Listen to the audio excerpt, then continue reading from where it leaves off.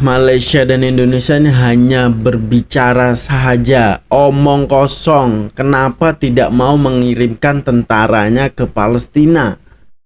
Disinilah jawabannya. Hai, hello guys, assalamualaikum, salam sejahtera semuanya. Apa kabar ya teman-teman sahabat? Semoga selalu dalam keadaan baik dan semoga selalu dilimpahkan rezekinya. Amin amin ya rabbal alamin. Oke guys, berjumpa lagi dan lagi ya. Semoga Anda selalu berbahagia di sana guys. Dan sebelum kita menonton videonya lanjut, alangkah lebih baiknya kita berdoa kepada saudara-saudara muslim kita yang lagi berada di Palestina, yang lagi berjuang guys ya. Ya, semoga perjuangan ini mendapatkan hasil ataupun mendapatkan kemerdekaan yang hakiki untuk para rakyat Palestina guys ya. Free Palestine. Dan ini banyak sekali yang komen ya, kenapa Malaysia selalu koar-koar, Indonesia selalu koar-koar, tapi kenapa tidak langsung datang ke Palestina untuk membantu ataupun berjuang bersama? Kenapa tidak kirim tentara mereka gitu loh? Kenapa hanya berkuar-kuar? Ya itu pasti akan ada sebabnya juga kan guys ya. Pasti akan ada syarat-syaratnya juga untuk membantu. Sebab kita ini pun ada PBB gitu guys. Kita tidak boleh buat apa ya. Pasti kita harus menunggu ataupun ada izin-izinnya tersendiri gitu ya. Dan di sini ada salah satu video yang mungkin kita bisa tercerahkan dengan adanya video ini ya. Sebab ini adalah tentara askar ya, askar Melayu yang sudah pensiun mungkin ya. Jadi beliau akan menerangkan gimana ataupun kenapa tentara Malaysia ini tidak membantu ataupun tidak datang langsung ke Palestina guys ya. Jadi sama-sama kita akan saksikan videonya seperti apa guys. Oke guys, ini ya kenapa Malaysia tidak hantar askar ke Palestina. Ini jawabannya ya. Sebab memang ini kalau bukan tentara sendiri yang jawab pun kalian tidak akan percaya. Jika aku yang ngomong kan kalian tidak akan percaya gitu loh guys ya. Kalau tentara yang ngomong pasti kalian percaya gitu loh guys. Sebab kalau kita lihat tentara Malaysia ini sudah dikirim di Lebanon ya guys ya, untuk misi perdamaian gitu ya. Ini harusnya juga dikirim ke Palestina juga, tapi kita belum bisa gitu ya. Jadi seperti apa penjelasan daripada askar ini? Bismillah and play. Pikiran ambil buku, ambil pen, tulis. Ini yang bercakap ni bekas pegawai tentera Regimen Askar Melayu Diraja, 25 tahun dalam servis, jawatan terakhir duduk dekat Mindef. Dan sekian banyak yang lain tu anda tahu sendirilah. Okay. Nah ini kan percaya guys, sebab ini bekas tentara 25 tahun dan saya tahu bahawa berkhidmat. Menteri Pertahanan tu ada jawab sebab dia bukan tentera. Benar setuju. Biar saya terang. Saudara-saudari, apabila kita nak berperang, kita ada strategi. Benar. Dipanggil perkiraan keadaan, ataupun dalam tentera dipanggil military appreciation process. Okay. Sebelum wujudnya military appreciation process ataupun perkiraan keadaan tentera, dia kena buat IPB, Intelligence Preparation of Battlefield. Banyak izin dia ya. Tu saya kata Menteri Pertahanan tak jawab ni, biar saya tolong jawab. Dan saya faham jeneral-jeneral pun mereka takkan jawab. Dan mereka bukannya orang yang perlu ke depan bab-bab ni. Saya tolong jawab bagi rakyat faham. Apa yang ada dalam Intelligence Preparation of Battlefield? Dekat IPB, dia kena tahu musuh tu siapa dulu. Pergerakan ke sana macam mana dulu. Okay, sekarang saya nak tanya. Kira macam ni lah. Saya bagi analogi yang lebih ringkas. Saudara nak pergi meminang anak dara orang. Benar-benar ibaratnya seperti itu gitu ya. Saudara kena hantar geng risik dulu. Betul. Tanya dulu keliling dia, kawan-kawan dia. Tanya dulu macam ni kalau masuk ada orang kacau, tak ada kacau. Nak lalu rumah dia, lalu kok mana. Dia saya guna bahasa kampung ni supaya orang boleh faham. Kan? Kalau agak-agak risik, dia terima ke tak terima. Faham? Dia ni, perempuan ni kerja dia kat mana. Dia segala maklumat. Tinggi berapa, apa adik-beradik berapa, keturunan apa, semua. Selesai tu. Belum pergi lagi ni, belum yang besar ni, geng rombongan meminang ni belum pergi, dia hantar risik dulu. Sama juga. So, bila laporan Intelligence Preparation of Battlefield dah siap, baru kita buat military appreciation process. Barulah battalion ke, regimen ke, ataupun brigade ke, ketumbukan pasukan tentera ni nak pergi ke sana tu, dia kena buat proses tu. Saudara-saudari, first kali proses yang pertama dia kena fikir ground. Tanah sana dengan tanah kita lain. Pakaian kita dengan pakaian sana lain. Celuring kita sesuai tak dengan tanah kat sana? Jangan sampai kita pergi ke sana, kan? Celuring ni sepatutnya cover and concealment. Camouflage and concealment. Kamuflase. Okay? Membuatkan kita blind, blend bersama keadaan sekeliling. Sama ke? Sebab tu bila kita pergi Lubnan, kita tukar celuring warna coklat. Benar. Kerana situ keadaan tanah situ warna coklat. Ini bos sebut pasal ground. Lepas tu yang kedua, kita tengok ada tak doktrin kita, maksud dia SOP setiap kita ni, kan? Boleh digunakan SOP, Standard Operation Procedure, untuk setiap battalion. Dia punya technical, logistik kita, saya cerita background ni, sesuai tak dengan sana? Sana peperangan apa? Urban warfare ke? Counter intelligence warfare ke? Kan? Counter insurgency warfare ke? Apa? Asymmetric warfare ke? Situ kena kaji dulu. Anak dah pening dah. Saya boleh cakap sikit ya. Maksudnya persediaan tu kena halus. Itu baru background. Kalau kata tak sesuai, baju kena tukar. Takkan anda pergi kenduri kahwin yang sepatutnya anda pakai baju ceria, anda pakai baju pelik-pelik. Takkan anda pergi majlis seseorang, kan? Betul tak? Jadi kena faham benda tu dulu, clear dulu. Itu bab tu. Selepas buah dapat perkiraan tentang ground yang bakal kita pergi ni, kan? Kena clear dulu setiap satu ni. Clear, dah buat semua, dah betul dah macam ni, doktrin pun dah dapatkan je ni. Sebelum pergi kena praktis dulu.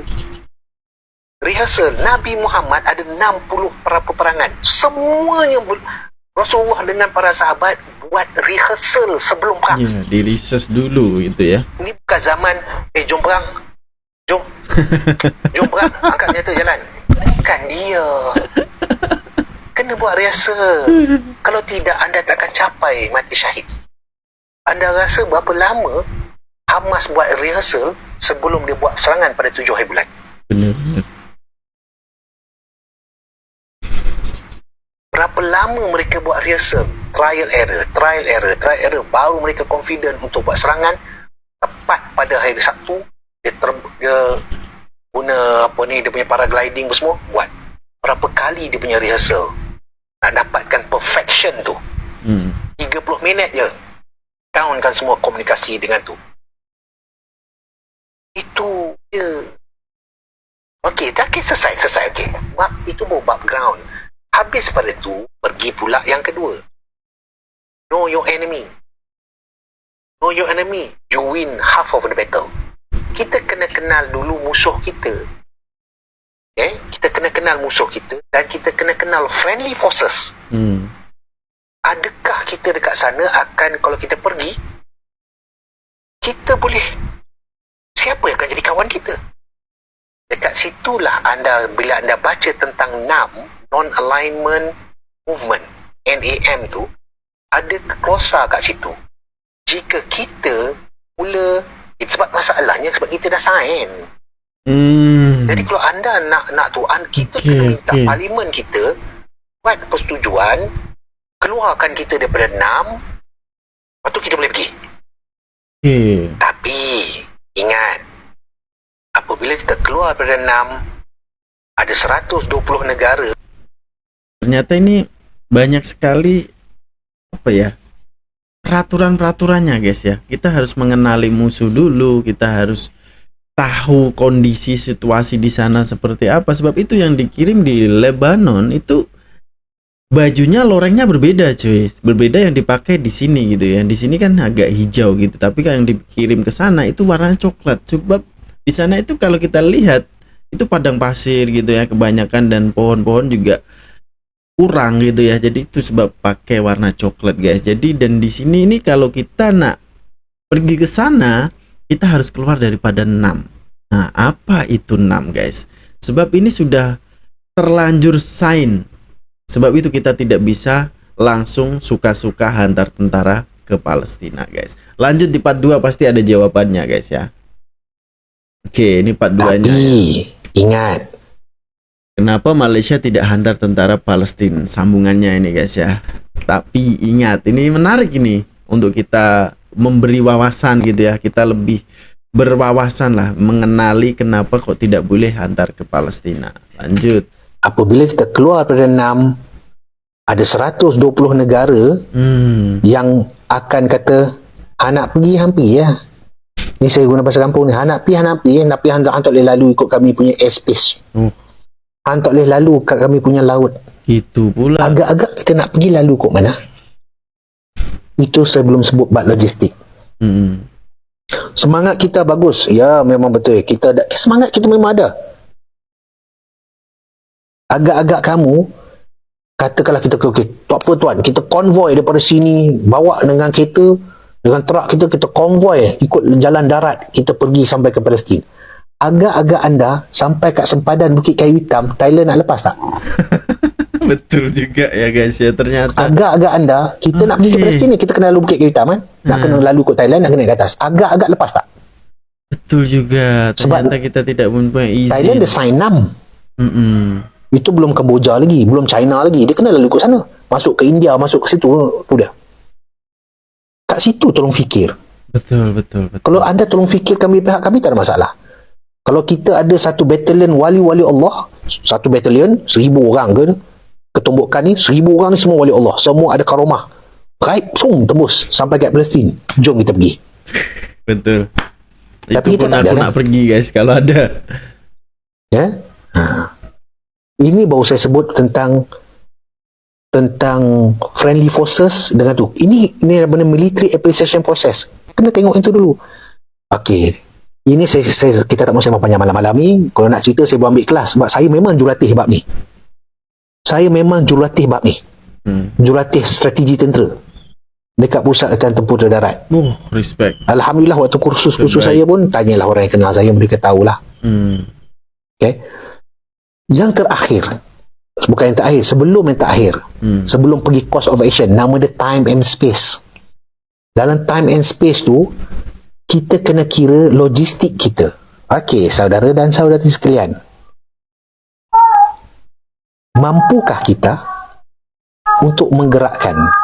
Di sini perdatangnya, di sini kita panggil capacity and capability. Adakah kita ada capacity untuk pergi?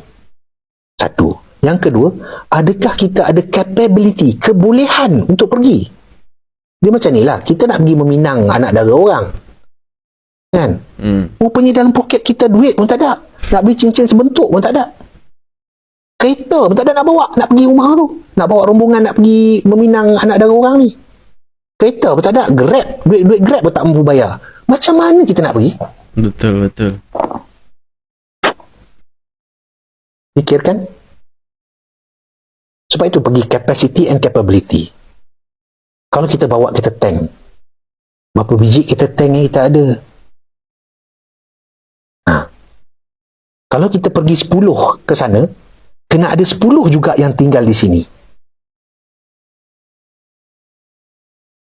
Kapal perang kita, berapa biji boleh bawa? Kapal perang kita boleh lepas ke? Lautan Hindi sampai ke sana lepas tak? Sampai ke Laut Mati tu lepas tak? Agak-agak negara-negara yang kita nak lalu ni dong lepaskan tak? Lebih-lebih kita dah keluar. Okey, kami keluar daripada 6. Kami nak pergi sendiri. Okey. Jangan kecewa dengan kata-kata saya ni sebab itulah hakikatnya. Saya dah terangkan tadi secara ringkas apa itu IPB, Intelligence Preparation of Battlefield. Kemudian military appreciation process. Dengan proses step-step dia ada ground analysis, dia ada situation, lepas tu dia ada ground analysis, lepas tu dia ada enemy analysis, friendly forces analysis, lepas tu time and space, lepas tu course of action. Itu semua tu. Tu belum pergi outline plan lagi tu. Tu fikir. Banyak benda yang kita pertimbangkan guys ya. Ada jalan dia. Nah ini. Jalan dia adalah Wow, ini sangat banyak sekali aspek yang kita hadapi guys. Jika kita pengen membantu ya sebuah negara pengen membantu Palestina, ini banyak sekali stepnya gitu. Sebab kita sudah tanda tangan dengan 6 tadi guys. Jadi apa ini selanjutnya? Lanjut kita play guys. ada jalan dia. Jalan dia adalah yang ini bukan memerlukan kita sorak-sorak dekat depan mindef jerit-jerit tu, tak jadi. Dia memerlukan gabungan beberapa negara Islam, Bener. Setuju. gabungan beberapa negara Islam yang besar, baru kita boleh pergi ke sana dan sampai ke sana. Malaysia saja tak lepas. Gak bisa ya. Sebagai contoh, ini contoh.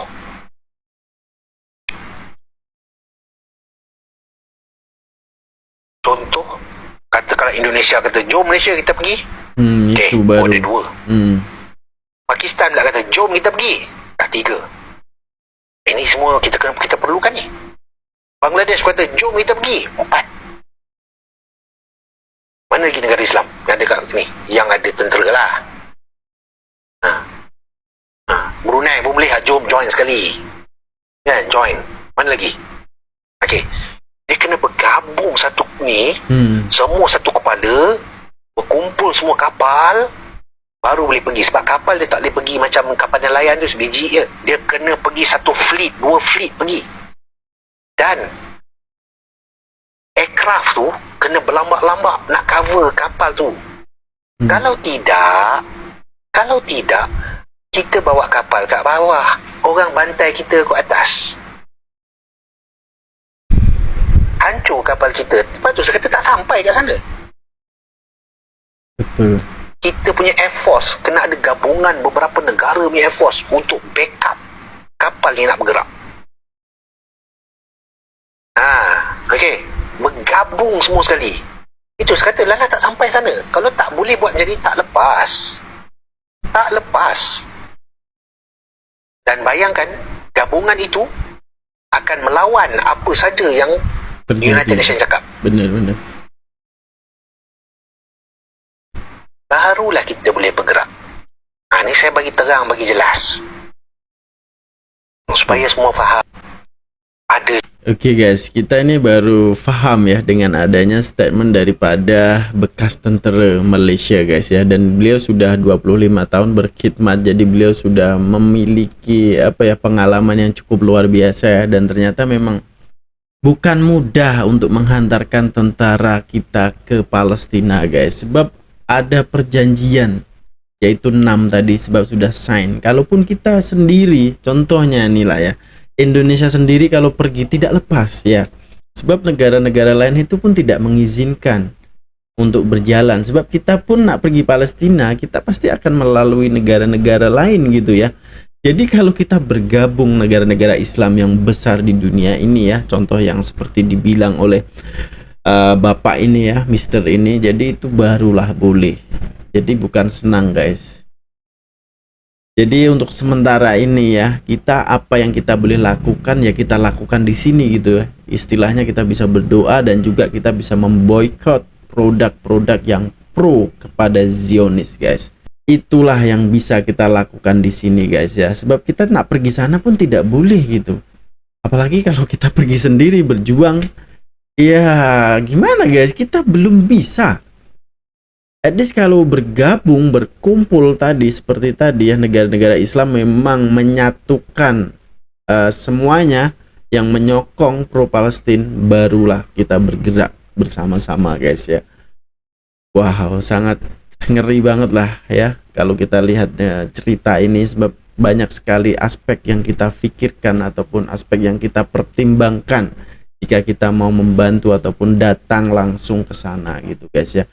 Jadi apa pandangan kalian? Silahkan berikan komenan terbaik ya guys ya. Sebab ini secara tidak langsung kita sudah tercerahkan oleh Bapak ini guys ya. Kita sudah mendapatkan wawasan yang baru sebab kita ini selalu bertanya-tanya. Bahkan netizen pun banyak yang komen, kenapa lah tidak kirim tentara ke sana, kenapa Indonesia tidak kirim tentara ke Palestina. Jadi ini adalah jawabannya gitu ya, jawabannya untuk kalian semuanya guys ya. Jadi mungkin sekian dulu untuk video kali ini. Terima kasih yang sudah klik video ini dan menonton sampai habis. Yang pasti kita harus selalu berdoa kepada rakyat Palestina agar mendapatkan kemerdekaan yang hakiki. Takbir, Allahu Akbar. Assalamualaikum warahmatullahi wabarakatuh. Bye bye.